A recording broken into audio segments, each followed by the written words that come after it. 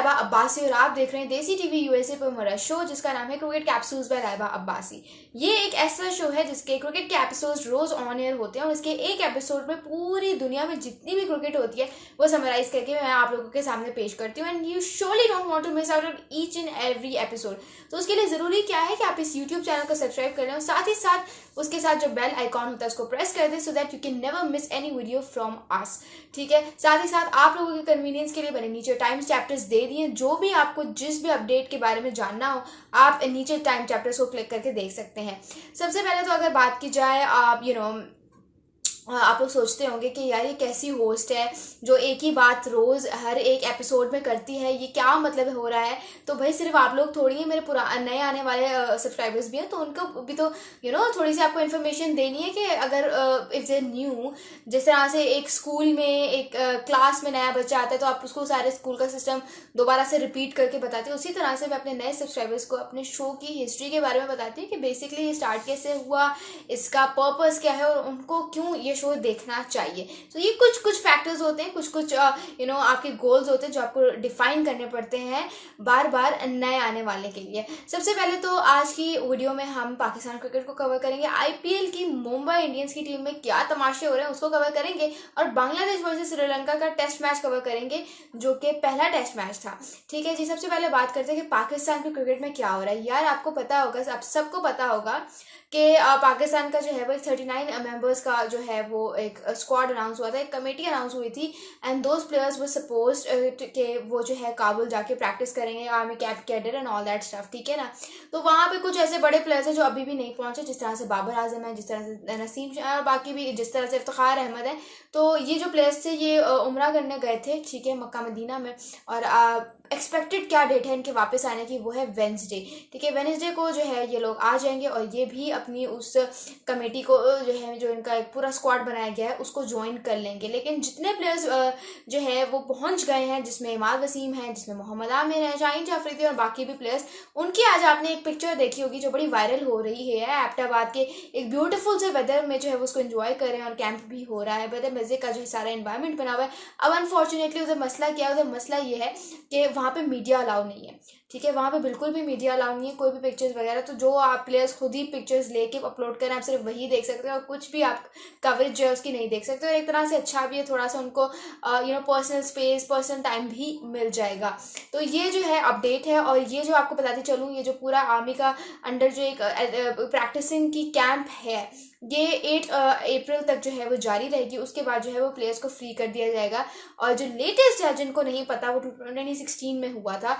इसके बाद पाकिस्तान, ये बेसिकली पाकिस्तान क्रिकेट टीम के साथ 3 बार हो चुका है। जब भी हुआ है इसके बाद जो पाकिस्तान का जो भी टूर्नामेंट, जो भी सीरीज आती है, पाकिस्तान उसमें काफ़ी बेहतर परफॉर्म करे कि या तो सीरीज की नाम कर लेता है अपने, या तो किसी टूर्नामेंट के फाइनल या सेमीफाइनल तक लाजमी जाता है। तो क्या हम इस कैंप की वजह से T20 वर्ल्ड कप जीत पाएंगे, या जीत नहीं भी पाते तो सेमीफाइनल या फाइनल में जगह बना पाएंगे, उसका हमें तभी पता चलेगा जब एक बार सारी चीजें फाइनलाइज होकर हमारे सामने आ जाएंगी। दूसरी डिबेट जो पाकिस्तान क्रिकेट में बहुत ज़्यादा छिड़ी हुई है आजकल, वो क्या है, वो ये है कि हाँ पाकिस्तान क्रिकेट टीम का नया कैप्टन कौन होगा in terms of T20 format. अब आप सोच रहे होंगे कि यार ये ऐसी बात क्यों कर रही है, लाइक शाहीन शाह अफरीदी जो है वो ऑलरेडी हमारा अनाउंस्ड कैप्टन है। तो क्या उन लोगों को जिनको नहीं पता, शाहीन शाह अफरीदी के अंडर जो है पाकिस्तान ने 5 मैच T20 सीरीज खेली थी अगेंस्ट न्यूजीलैंड, जो कि पाकिस्तान बहुत बुरे तरीके से हारा था। ना सिर्फ ये, बल्कि पाकिस्तान जब से शाहीन शाह अफरीदी पाकिस्तान के कैप्टन बने हैं तब से लाहौर कलंदर्स, जिन्होंने डिफेंडिंग चैंपियंस थे इस सीजन के, और ना सिर्फ वो बल्कि उन्होंने 2 बैक टू बैक टाइटल्स जीते हुए, पाकिस्तान के जो है जब वो कप्तान बने तो उनको पास लाहौर कलंदर्स में जो जिसे कहते हैं ना एक बहुत बड़ी लग्जरी, वो उनके पास नहीं थी, जो कि राशिद खान की शक्ल में थी। तो राशिद खान के जाते ही जिस तरह से उन्होंने टीम को मैनेज किया and he was not able कि वो अपनी टीम को एक अच्छा स्टार्ट देते, एक अच्छा एंड देते, और उनकी टीम जो है वो बॉटम पे जो है बॉटम नंबर पे रह के जो है वो टूर्नामेंट से बाहर हुई। उन्होंने सिर्फ 10 मैचेस में से सिर्फ 1 मैच जीता था एक 8 मैच हारे थे और एक मैच जो है वो बारिश की नज़र हो गया था। तो इस सब कैटास्ट्रोफिक सिचुएशन को मद्देनज़र रखते हुए चेयरमैन पीसीबी मोहसिन नकवी ने जो है वो फैसला किया था कि Shaheen Shah Afridi will be no more a captain. अब ये आप कह रहे हैं कि मैं आपको बिल्कुल ऑफिशियल या अनाउंस्ड एक चीज़ नहीं बता रही, ऑफिशियल अनाउंस जिसे कहते हैं ना, वो नहीं बता रही। वो इसलिए नहीं बता रही क्योंकि अभी डायरेक्टली बात नहीं की गई। जब चेयरमैन पीसी, अब डाउट कहाँ से पैदा हुआ, जब प्रेस कॉन्फ्रेंस में चेयरमैन पीसीबी से सवाल किया गया कि क्या आप मतलब अगर आपने रखना ही कैप्टन शाहीन शाह अफरीदी को है तो आप उसको ऑफिशियली अनाउंस क्यों नहीं कर रहे हो, मतलब why are you no sort of tangling the things, आप क्यों नहीं उसको अनाउंस कर रहे हो डायरेक्टली। और उसके अलावा उन्होंने चेयरमैन पीसीबी मोहसिन नकवी से ये भी कहा कि आप उसको क्यों परेशान कर रहे हो ना फजूल में। तो इस सवाल पे जो है, जर्नलिस्ट के एक सवाल पे चेयरमैन पीसीबी मोहसिन नकवी ने ये बात की कि देखिए हम भी अभी कुछ डिसाइडेड नहीं है, अभी हम सोच रहे हैं और हम देखेंगे कि हमें कप्तान जो है वो किसको बनाना है। अब क्या, अब इससे आपको साफ साफ पता चलती है एक बार कि शाहीन शाह अफरीदी की कप्तानी खतरे में है, और वो होगी क्योंकि जिस तरह का एक उन्होंने बना के रखा है shape, and he is not able and he is not ready to admit his mistakes, वो काफ़ी ज़्यादा खतरा है और काफ़ी ज़्यादा एक थ्रेटनिंग जिसे कहते हैं ना अलार्मिंग पॉइंट है वो पाकिस्तान के। He is not able to maintain that one unity sort of thing, ठीक है। तो वो चीज़ काफ़ी ज़्यादा ज़रूरी है जब आपको एक लीडर बनाया जाता है एक सेक्टर का, ठीक है। और जब इसी स्टांस पे जब इमाद वसीम और मोहम्मद आमिर से सवाल किया गया कि क्या उनको क्या लगता है कि किसको कप्तान होना चाहिए, तो उन्होंने यही कहा कि we are like too early, तो हम हमेशा ईगर रहते हैं, हमेशा जल्दी में होते हैं किसी को भी जज करने के लिए। तो उन्होंने यही बात की कि शाहीन शाह अफरीदी को अभी आपने कप्तान बनाया है, आप फौरन से आप उससे अपना ट्रस्ट हटा के आप उसको हटा नहीं सकते, थोड़ा सा उसको टाइम दो। एक बुरा सीजन, एक बुरी सीरीज ये नहीं डिफाइन कर सकती कि वो किस तरह का, किस कैलिबर का कप्तान है। अब बहुत सारे लोग जो है वो ये कह रहे हैं कि मोहम्मद आमिर और इमाद वसीम को शाहीन शाह अफरीदी ने अपने वश में कर लिया है, और मोहम्मद आमिर से तो है जो उन्होंने सेटिंग कर ली होगी ILT T20 के दौरान, और इमाद वसीम के साथ वो PSL में काफ़ी ज़्यादा आसपास उनके क्लोज नज़र आते थे, तो उधर उन्होंने बातचीत करके इन दोनों को अपनी साइड पे कर लिया जो कि इनकी कप्तानी को डिफेंड कर रहे हैं। और बहुत सारे लोग ऐसे भी कह रहे हैं कि इमाद वसीम और मोहम्मद आमिर का जो पॉइंट है वो बहुत वैलिड है, ऐसा ही होना चाहिए। पर्सनली अगर मुझे देखें, मुझे लगता है कि हम देखिए जज तो बहुत ज़्यादा जल्दी करते हैं, उसमें तो कोई बात नहीं ना, उसमें कोई डाउट है ही नहीं। जब बाबर आजम कप्तान था तो हम कहते थे शाहीन को बना, अब शाहीन बना तो हम कहते हैं कि शाहीन को कप्तानी से हटा। तो हम बीइंग फैंस बहुत ज़्यादा कभी कभी क्रिटिकल हो जाते हैं, हमें पता नहीं चलता कि हम कितना ज़्यादा क्रिटिसिज्म कर रहे हैं। बट आई फील लाइक कि रिजवान जो है ना, he is a most sort of deserving candidate for the position of captaincy. But again यहाँ पे आप कुछ कह नहीं सकते हो, अगर फिर वही रिजवान फेल हो जाते हैं तो फिर आप तब भी कुछ नहीं कह सकते। बट रिजवान का एक बहुत बड़ा फैक्टर जो उनको कप्तानी की पोजीशन के लिए सपोर्ट करता है वो है उनकी PSL में कप्तानी। PSL में जो उनको मुल्तान सुल्तान दी जाती है वो उनको चाहे जैसी मर्जी उठा के दे दो, अनअवेलेबल रिसोर्सेज के साथ उठा के दे दो, अवेलेबल रिसोर्सेज के साथ उठा के दे दो, वो हमेशा उस टीम को टॉप पे एंड करते हैं। उस टीम का जो एक पूरा ऑरा होता है, जो उसका कैंपेन होती है, वो टॉप ऑफ द टेबल पे एंड करवाते हैं। और सबसे हर दफ़ा Multan Sultan ends their campaign being the first finalist, यानी कि वो पहली टीम होती है जो फाइनल में अपनी जगह बनाती है। तो यहाँ से आपको अंदाज़ा होता है कि जो मास्टर माइंड है ना बेसिकली वो मोहम्मद रिजवान का है in terms of captaincy. Shaheen Shah Afridi को तो आपने सिंपल जो है वो सारी अवेलेबल रिसोर्सेज दे दी थी, उसमें कोई भी कप्तान अच्छी कप्तानी कर सकता है।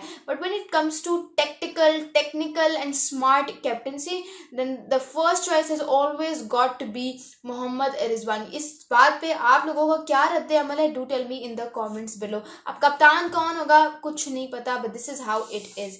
चलते हैं अपने तीसरे सेगमेंट की तरफ, जो कि है कि भाई पाकिस्तान क्रिकेट बोर्ड को नया कोच कब मिलेगा, कब अनाउंस होगा। मैंने आप लोगों को से एक बात अपनी in one of my episode I discuss this with all of you कि जो है मोहसिन नकवी जो है उन्होंने कहा था कि आने वाले 10 दिन बहुत ज़्यादा अहम होने वाले हैं, क्योंकि उसमें हमारा जो है नया कोच अनाउंस हो जाएगा और नया कैप्टन भी।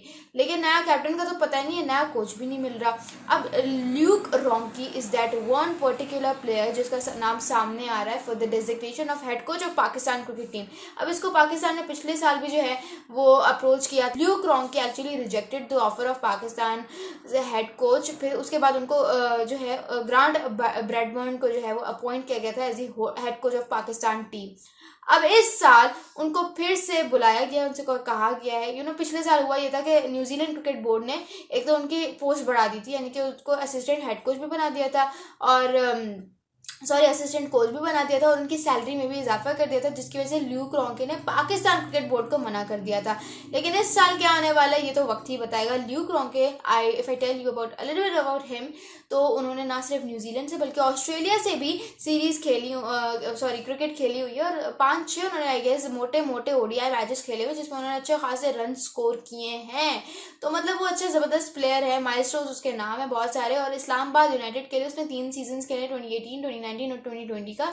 और 2018 में जब वो खेले थे फाइनल इस्लामाबाद की तरफ से, तब वो लोग फाइनल जीते थे, और उसमें जो हाईएस्ट रन स्कोरर था पूरे टूर्नामेंट का वो ल्यूक रॉन्की था इस्लामाबाद यूनाइटेड का, 400 समथिंग उसके रन थे। तो यहाँ पे आपको मतलब बंदा शो कर रहा है कि उसका एक्सपीरियंस बहुत है, मुंबई इंडियंस के साथ भी रह चुके हैं, और वैसे भी इनका जो है क्रिकेट में काफ़ी ज़्यादा वास्ट एक्सपीरियंस है, जिसकी वजह से he can be a big asset for Pakistan अगर तो ये एज हेड कोच आ जाते हैं। अब उनका क्या जवाब होने वाला है, क्या वो पाकिस्तान को ज्वाइन करेंगे for the designation of head coach, ये तो आने वाला वक्त ही बताएगा। But I am really excited कि अगर इनका हाँ में जवाब आ जाता है तो फिर पाकिस्तान, और क्योंकि जिस तरह के ये बैटर हैं, जिस तरह का इनका बैटिंग स्टाइल है, प्लेइंग स्टाइल है, दैट इज़ वेरी एग्रेसिव, बहुत इनकी स्मार्ट और एग्रेसिव और ऑस्ट्रेलियन अप्रोच है जो कि पाकिस्तान के बैटर्स के लिए काफ़ी ज़्यादा फायदेमंद होगी। तो लेट्स सी कि क्या होता है, but I am really excited. क्या आप एक्साइटेड है? कमेंट्स में ज़रूर बताइएगा। अब बात करते हैं कि यार ये सारी चीज़ें तो डिस्कस हो रही है at side, but there is one particular thing जो कि जिससे पूरे आईपीएल का एनवायरनमेंट खराब किया हुआ है, और वो है हार्दिक पांड्या का एटीट्यूड। अब सबको पता है कि जब हार्दिक पांड्या ने गुजरात टाइटंस की कैप्टनसी छोड़ के जो है मुंबई इंडियंस की कैप्टनसी पकड़ी थी, तो ना सिर्फ उनको मुंबई इंडियंस के फैंस से गालियां खाने को मिली थी, बल्कि गुजरात टाइटंस के फैन भी उनसे बहुत ज़्यादा नाराज़ हुए थे। उन्होंने कहा था कि हार्दिक पांड्या अपने आप को समझता क्या है, इतना एटीट्यूड क्यों है इसमें, इसने हमारी टीम की कैप्टनसी छोड़ दी थी, इसको ये लगता है कि हम इसके बगैर कुछ भी नहीं है क्या, अगर हम ये हमारी टीम के साथ एसोसिएटेड है तो क्या हमारी टीम जीत नहीं पाएगी, एंड ऑल दैट स्टफ। ठीक है, बहुत मतलब ना डिसलॉयल्टी के उस तरह के इल्ज़ाम लगाए थे। मुंबई इंडियंस में बात करें तो उधर वहाँ पर ये शोर मचा हुआ था कि रोहित शर्मा को हमारी कप्तानी से क्यों हटाया, मुंबई इंडियंस की कप्तानी से। इवन मुंबई इंडियंस से अपने मिलियंस में फॉलोअर्स लूज कर दिए थे उस दिन जब हार्दिक पांड्या को अनाउंस किया गया था एज द न्यू कैप्टन, और काफ़ी ज़्यादा जो है वो हलचल मची हुई थी, और हार्दिक पांड्या को दोनों साइड से बहुत हेट मिल रहा था। ना सिर्फ ये, बल्कि जब मुंबई इंडियंस ने अपना पहला इस सीज़न में आईपीएल का मैच खेला तो पूरा क्राउड जो है उसने हार्दिक पांड्या को बू किया, और सबको जो है वो रोहित शर्मा को सपोर्ट कर रहे थे, रोहित शर्मा के नाम के नारे थे। और जिस तरह से हार्दिक पांड्या ने रोहित शर्मा को ट्रीट किया था वो बहुत गलत था, जिस तरह से वो उसको यूं यूं कर रहे थे। मतलब अब वो मुझे इतना बुरा नहीं लगा पर्सनली, क्योंकि इतने शोर में आप बोल नहीं सकते, आवाज़ नहीं आती, तो आप हाथ से इशारा कर सकते हो। लेकिन जिस तरह से का एटीट्यूड था हार्दिक पांड्या का, and he was very arrogant, जिस तरह से उन्होंने अपने आप को बॉलिंग में प्रमोट किया, बैटिंग में प्रमोट किया, जहाँ पे प्रमोट करना चाहिए था वहाँ पे किया नहीं, जहाँ पे नहीं करना चाहिए था वहाँ पे कर दिया। ये कुछ चीज़ें होती हैं, फैक्टर्स होते हैं जो शो करते हैं कि आप कितने डेस्परेट हो, कि आप अपना अंदर की आग, अंदर की जिसे कहते हैं गुस्सा दिखाओ आने वाले लोगों को। और आपने एक चीज़ इस पूरे इन्वायरमेंट में नोट की होगी कि जसप्रीत बुमराह जो कि सीनियर खिलाड़ी है मुंबई इंडियंस की, उनकी जितनी भी एसोसिएशन है, जितनी भी टॉक्स हैं, वो सारी रोहित शर्मा के साथ थी। पहले मैच में जब उनको बॉलिंग जब भी करवाने आते थे, जब भी फील्ड रिप्लेसमेंट्स चाहिए होती थी, तो कभी भी कप्तान हार्दिक पांड्या के पास नहीं जाते थे, वो हमेशा रोहित शर्मा के पास जाते थे, उनसे सब कुछ डिस्कस करके इम्प्लीमेंट करते थे। इसका मतलब ये कि जसप्रीत बुमराह का हार्दिक पांड्या के साथ रिलेशन खराब है, और यानी कि ये कि मुंबई इंडियंस के पूरे स्क्वाड का और पूरे क्रू का एनवायरनमेंट खराब है, क्योंकि हार्दिक पांड्या की लग तो नहीं रहा कि दोनों senior players, most senior player जो कि रोहित शर्मा और जसप्रीत बुमराह उन दोनों से बन रही है, जो कि ये शो करता है कि हार्दिक पांड्या कहीं ना कहीं अपने स्टांस को लेके गलत हैं। उनको थोड़ा सा ग्राउंडेड होना पड़ेगा, थोड़ा सा हम्बल होना पड़ेगा, वरना चीज़ें उनके लिए और ज़्यादा मुश्किल होती जाएंगी। वो अपना पहला मैच हार गए, that too against his ex team जो कि गुजरात टाइटंस की है। ठीक है, तो यहाँ पे आपको देखना पड़ेगा कि इतनी एरोगेंसी अगर है तो किस बात की, when you are not even able to make your team win the match. ठीक है, तो यहाँ पे बहुत सारे ऐसे फैक्टर्स हैं जो आपको कंसिडर करने पड़ेंगे। पहली बात तो ये कि मुकेश अंबानी जो कि मुंबई इंडियंस के मालिक हैं, उनको कप्तानी जो है ना रोहित शर्मा के बाद अगर किसी को देनी ही थी तो वो जसप्रीत बुमराह को देते। Jasprit Bumrah is the most deserving candidate for the designation of captaincy after Rohit Sharma, लेकिन उन्होंने उसको नहीं दिया। अब जसप्रीत बुमराह अपने आपको ऑक्शंस में भी अवेलेबल नहीं करवाता, ये उसकी लॉयल्टी की हद है। तो आप यहाँ से अंदाज़ा लगा लो कि फिर बुमराह को कप्तानी क्यों नहीं दी। इतने मतलब लेजेंडरी बॉलर को आपने कैसे ओवर शैडो कर दिया। आप मतलब अपने कैंप में देखा ही नहीं आपने कि कप्तानी किसको हैंड ओवर करनी है। आप गए, आपने देखा, आपने कंसिडर किया, तो वो अगली टीम के कप्तान को आप वहाँ से खींच के लेकर आए हो। तो ये इसके पीछे क्या स्ट्रैटेजी थी, क्या बात थी, मेरी तो समझ से बाहर है। आपको क्या लगता है, मुझे कमेंट्स में इसका जवाब ज़रूर दीजिएगा। I will be waiting for your comments, में इंतज़ार करती हूँ, लेकिन कोई कमेंट ही नहीं होता, तो ये बहुत गलत बात है। ठीक है, मैंने आपको बताया हुआ है कि जो कमेंट करेगा ही और she will get a chance to record a show with me.